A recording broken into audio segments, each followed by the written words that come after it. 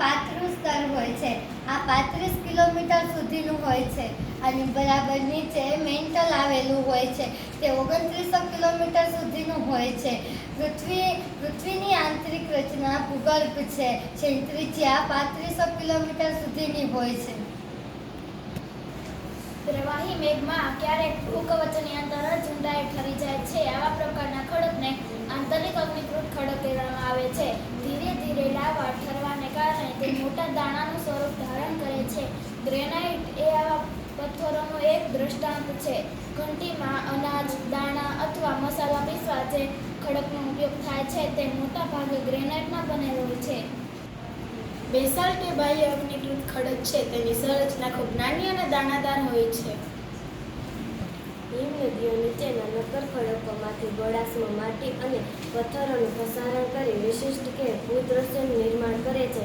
આવી હિમનદીઓ પ્રસારણ દ્વારા યુ-આકાર ખીણનું નિર્માણ કરે છે. સતત પ્રસારણ છતને પણ તોડી નાખે છે અને ફક્ત દિવાલ રહે છે. આ દિવાલ જેવા ભૂમિ સ્વરૂપને સ્ટેક કહે છે. જ્યારે પ્રવાહી લાવા પૃથ્વી સપાટી પર આવે છે તે ઝડપથી ઠંડા થઈને નક્કર બની જાય છે. ભૂકવચ પર જોવા મળતા આવા ખડકોને બાહ્ય અગ્નિકૃત ખડક કહે છે. સમુદ્રી ગુફાઓના મોટા થતા જવાથી માત્ર છત જ રહે છે, જેને તટીય કમાન કહે છે. આરસપહાણ એ રૂપાંતરિત ખડક છે. ચૂનાના પથ્થરમાંથી આરસપહાણ બને છે. હિમનદી હિમાચલી પર્વતીય ક્ષેત્રમાં બરફની નદીઓ બનાવે છે. નદી દ્વારા લાવવામાં આવેલા પદાર્થો જેવા કે નાના મોટા ખડકો, રેતી અને કાંકરા નિક્ષેપિત થતા તેના પ્રવાહ વચ્ચે ટેકરીરૂપ અને ડ્રમલિનની રચના થાય છે. સમુદ્રી મોજાઓ કિનારા પર નિક્ષેપણ જમા કરી સમુદ્ર પુલિનનું નિર્માણ કરે છે.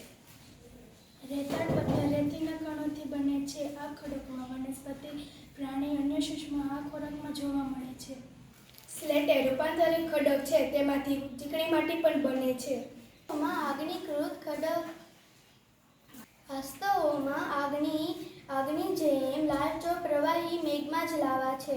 હિમનદી પીગળવાથી પર્વતીય ક્ષેત્રોમાં આવેલા કોતરોમાં પાણી ભરાય સરોવર એટલે કે ટારણાનું નિર્માણ થાય છે. વિશાળ વિસ્તારમાં નિક્ષેપિત થવાના માટીના કણ વિશાળ વિસ્તારમાં નિક્ષેપિત થઈ જાય છે તો તેને લોયસ કહે છે. ચીનમાં મોટા લોયસ નિક્ષેપો જોવા મળે છે. નદી મેદાની ક્ષેત્રમાં પ્રવેશ કરે છે તો તે વળાંકવાળા માર્ગ પર વહેવા લાગે છે. નદીના આ મોટા વળાંકોને સર્પાકાર વહન માર્ગ કહે છે.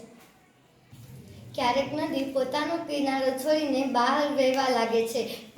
પરિણામે કાંપ અને અન્ય પદાર્થોથી પૂરના મેદાન બને છે. જ્યારે નદી મેદાન ક્ષેત્રમાં પ્રવેશ કરે છે ત્યારે તે વળાંકવાળા માર્ગ પર વહેવા લાગે છે. આ વળાંકવાળા માર્ગને સર્પાકાર વહન માર્ગ કહેવામાં આવે છે.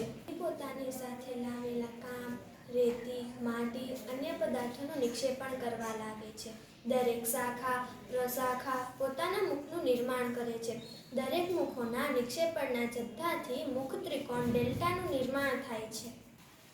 નદી તેના લાંબા માર્ગને છોડીને સીધો માર્ગ ગ્રહણ કરે છે. નદીના છોડેલા નળાકાર ભાગમાં પાણી રહી જાય છે, જેને નળાકાર સરોવર કહે છે. સમુદ્રના મોજા સતત ટકરાય છે. તેનાથી સમુદ્રી ગુફા બને છે.